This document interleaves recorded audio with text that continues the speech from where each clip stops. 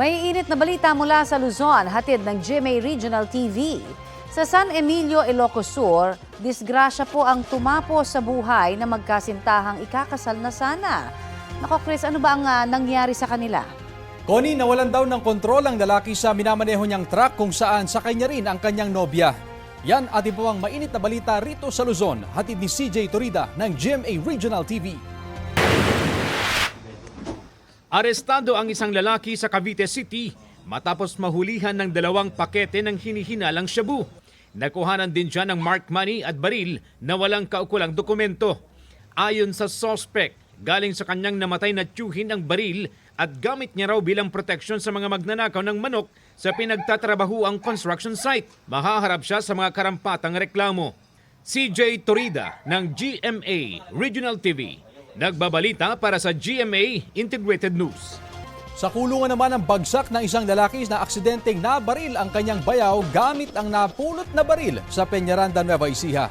Kwento ng suspect, napulot niya ang baril sa pinagtatrabuhang construction site. Hawak niya iyon habang nasa apartment ng kanyang kaibigan nang biglang pumutok.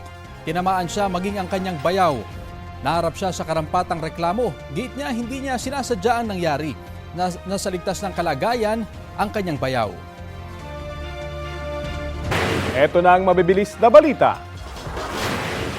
Nahuli na ang lalaki ng hamblot ng bag sa isang kotse sa Maynila noong January 11. Ayon sa pulisya, naaresta ang suspect matapos mahuli sa aktong nagsusugal sa Mel Lopez Boulevard kasama ang isa pang lalaki. Sasampahan sila ng reklamong illegal gambling.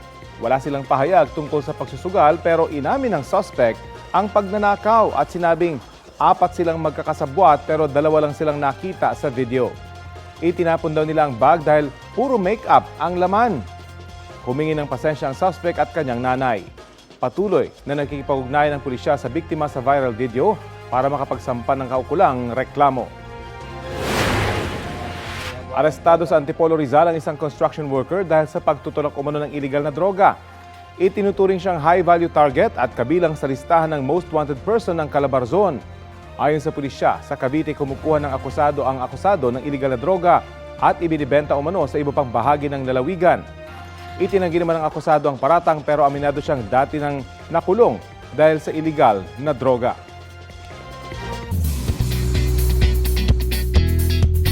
On work pero slaying as usual, si Kapuso global fashion icon Heart Evangelista sa Paris Fashion Week. Inaabangan na nga ng netizens ang irarampa niyang outfits, kabilang sa pinusuan na ang burgundy attire na terno sa kanyang hair color. Sa behind the scene ng photoshoot niyan, napa-then and now si Heart, featuring ang isang magazine cover niya from the year 2000. Hindi napigilan ni Heart na maging candid at mag-open up tungkol sa usapin ng pagpaparetoke. Lips lang yun na iba. Lips lang yung pinagawa ko. That's true. I'm just saying. Niyanig ng magnitude 5.8 na lindol ang Southern Leyte kaninang umaga. Sa barangay Himayangan sa bayan ng Liloran, umangat ang bahagi ng kalsada matapos po ang lindol. Malalaking bato naman ang bumagsak sa gilid ng kalsada sa barangay Tabugon. Ayon sa Pag-asa, naitala ang epicenter ng lindol 6 kilometers southeast ng bayan ng San Francisco. Naramdaman dyan ang intensity 6. Bukod sa Southern Leyte, naramdaman din po ang pagyanig sa Cebu, Leyte, Surigao City at sa Surigao del Norte, maging sa Cagayan de Oro City. Ayon sa PHIVOX, may inaasahang pinsala sa lindol at aftershocks. Magpapatuloy raw sa ilalim ng administrasyon ni US President Donald Trump ang ironclad commitment ng Amerika sa Pilipinas sa ilalim ng Mutual Defense Treaty.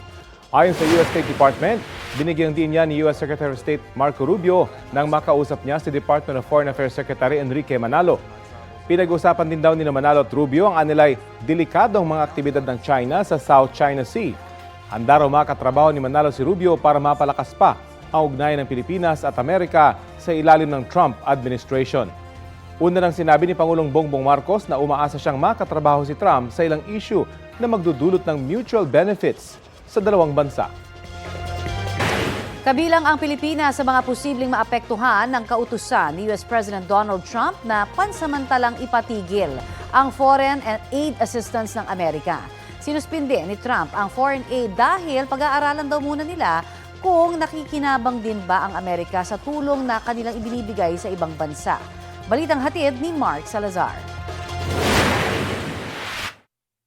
Sabi nga nila tungkol sa impluwensya ng US, kapag bumahing ang Amerika, sisipunin ang mundo. Hindi lang sipon ang aabutin daw natin kapag naramdaman na ang inanunsyo ni US President Donald Trump na pagsuspinde sa kanilang foreign assistance sa ibang bansa. 70 araw o 3 buwan na ang ipapatupad na foreign aid suspension habang nire-review raw ng Amerika ang lahat ng mga ito. Gusto raw kasi ni Trump na matiyak na may pakinabang din ng Amerika sa tulong na ibinibigay nito sa ibang bansa. Kung sakali, sabi ng isang eksperto, malaking dagok ito sa Pilipinas lalo't sa Amerika daw tayo kumukuha ng pinakamalaking US military aid sa East Asia Pacific region.